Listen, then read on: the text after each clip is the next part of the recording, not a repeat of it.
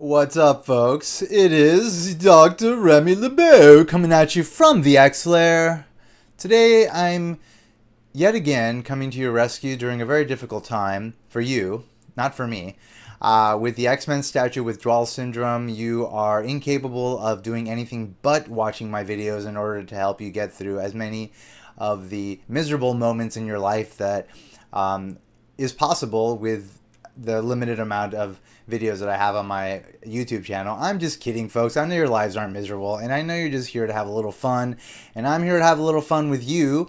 And today I'm going to show you a new friend that I got in the mail recently. This is Omega Red, produced by Bowen Designs. It's a statue that's been out for a while, and it's one of those statues that I sort of held out on getting because he's not my favorite character.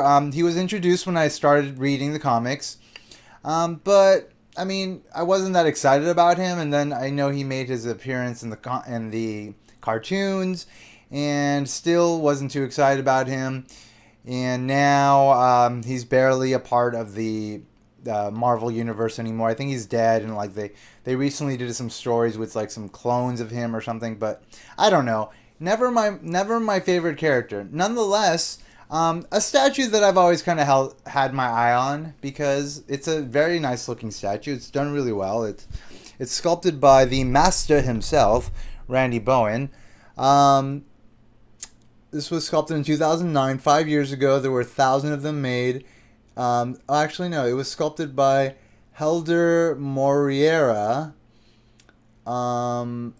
And Randy Bowen. Okay, so both of them. I'm thinking Randy Bowen probably did the base. He probably did the electric base, snowy base, snowy rocky ledge base with the skulls in it, reminiscent of the base for the classic Sabretooth statue, the first statue produced of Sabretooth. I don't know. I forget how many years ago. Check my video for that statue, and you'll be able to get that information. So there's a lot of nice work put into this statue, and so it actually winds up being like a really nice piece to have. Just if you think about like the amount of statues that exist, and of course the limited capacity in terms of display space. You know, sometimes you gotta make some trade-offs, and you know, I was trading off the space for, you know, at least getting the statue, and now I decided to get the statue and just trade off some of the space. So, and of course, what's most important is the fact that Bowen Designs has not renewed their contract with Marvel. Thus, there aren't that many statues coming out, and so it's kind of freed up a little bit of cash for myself, and I'm sure other collectors, to kind of go back and sort of fill in the gaps in our collections of the statues that we feel that kind of fit, and you know, we maybe missed. So I bought the statue off of eBay. Always a risky endeavor buying statues off eBay. So the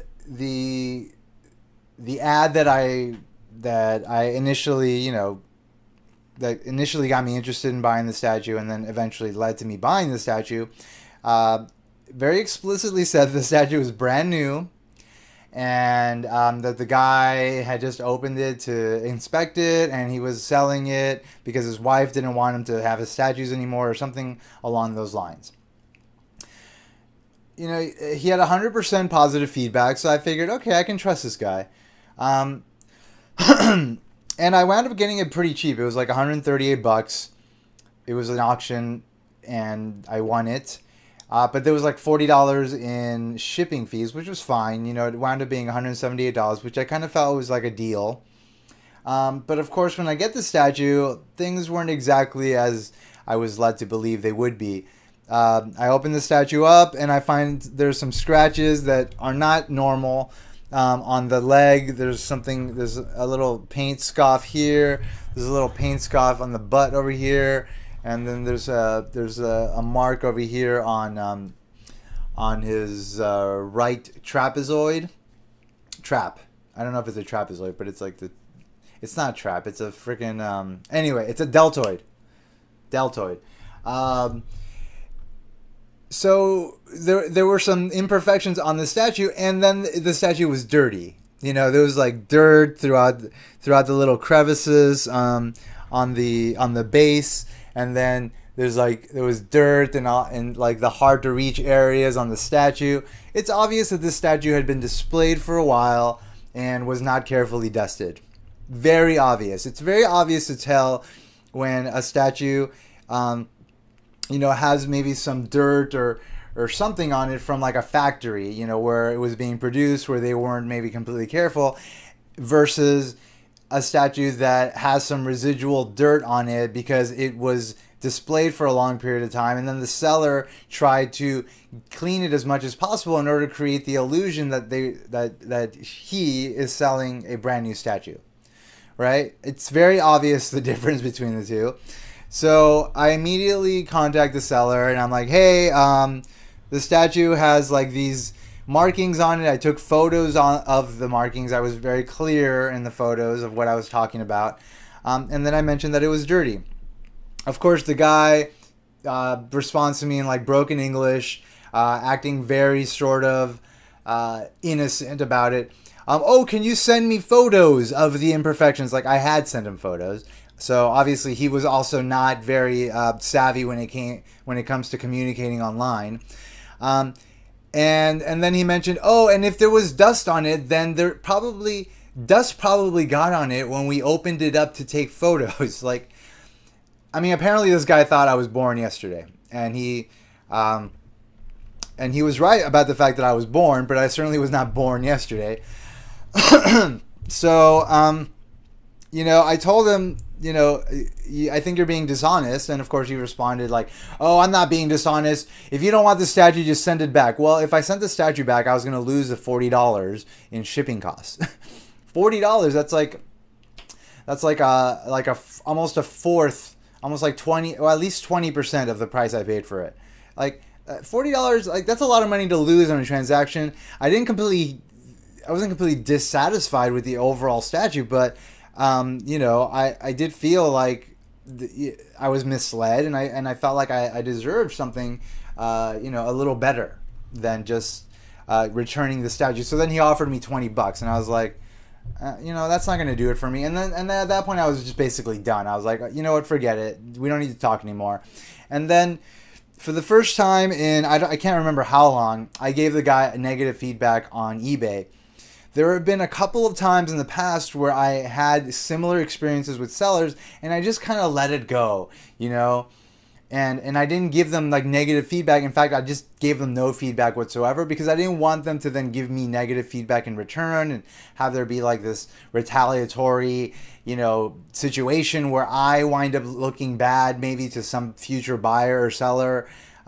So I always like was really like sort of passive aggressive about it, but this time I decided to just bite the bullet and give the guy negative feedback so that other people, because he was selling a bunch of other statues, I wanted to make sure that other people knew that this guy was not Mr. Honesty whatsoever, and that they would likely be misled into buying something that would not be in the condition that they would be led to believe it would be in. So I felt like I had to take a stand with this guy, and I gave him negative feedback, and he didn't give me negative feedback in return. It's been like over a week now, and he didn't even respond to his own negative feedback. It's a very strange situation. But the saving grace of all of this is that there just happens to be a Randy Bowen signature on the bottom of the statue, which is really great. You know, it's a nice little bonus.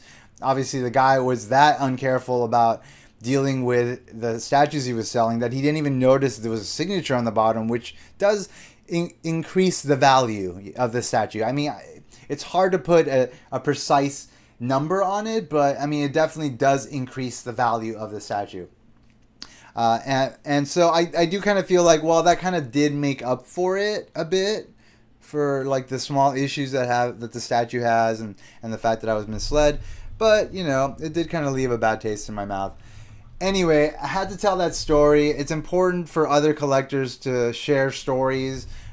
For collectors, I think it's important for us collectors to share stories with each other about these statues, about our experiences, so that we're able to then not, have these kind of problematic experiences in the future.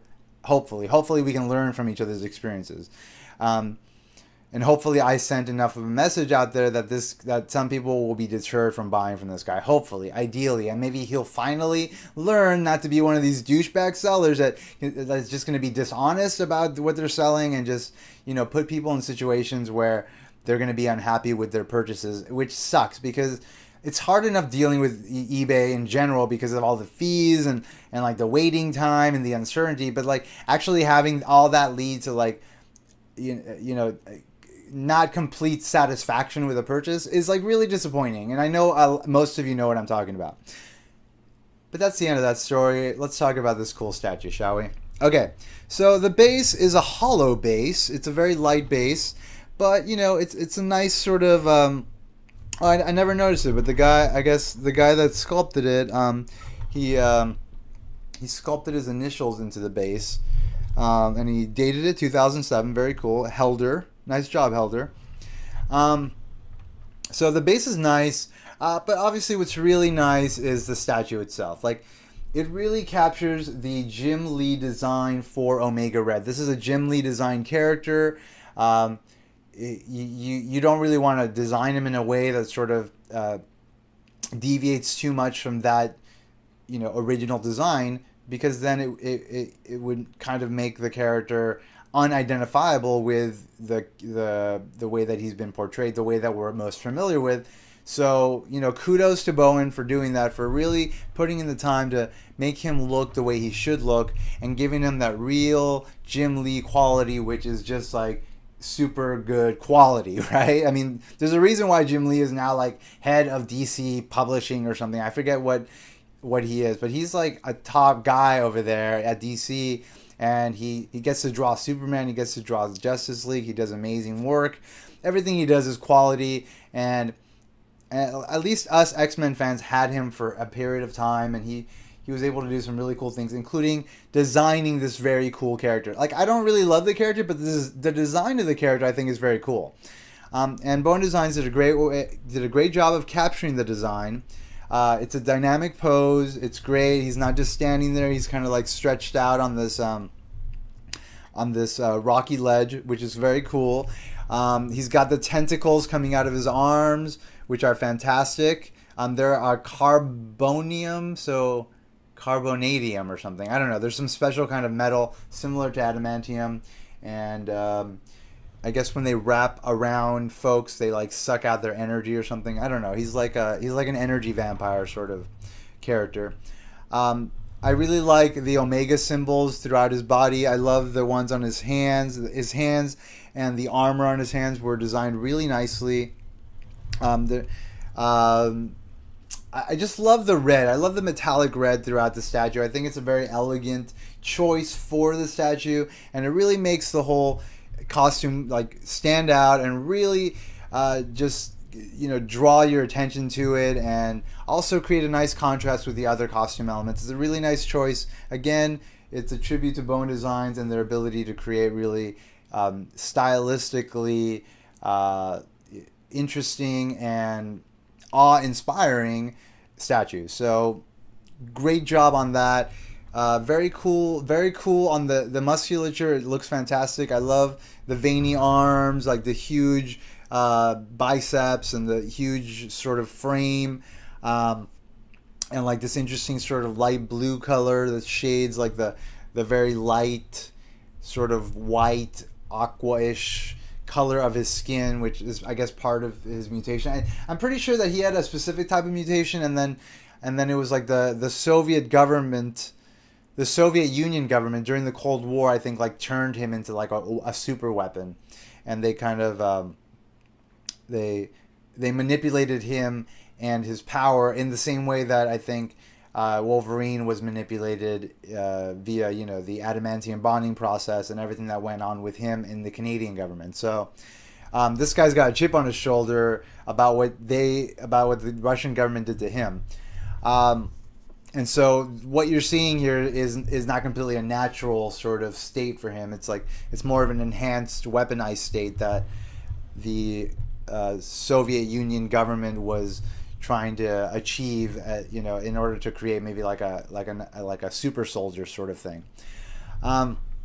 Anyway, going back to the statue, great. The armor, costume, great. The hair is fantastic. Lot of detail in the hair, a lot of detail in the big ponytail. That's kind of signature Omega Red as well. Comes out, curls down, very nice. But really, again, like as is always the case, it's the face that is the make or break element of a good statue, of a good comic book character.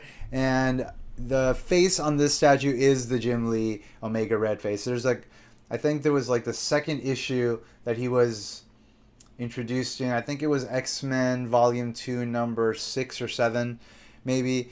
And it's got a close-up of him, and it's half of the page is his face, half of the page is Wolverine's face, and it's basically this face here. So, I mean, it's captured perfectly here, and again, my hat goes off to Bowen Designs for such a fantastic execution of a Jim Lee design, which makes an X-Men fan like myself extremely happy.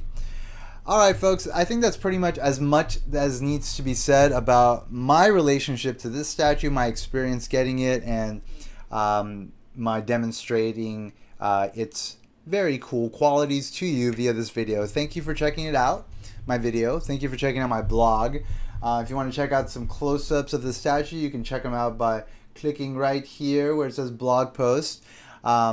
And I took some photos on my X-Men Statues of Future Past.blogspot.com blog, which is centered specifically on the X-Men statue theme. So that's basically all you'll find there, stuff related to X-Men statues.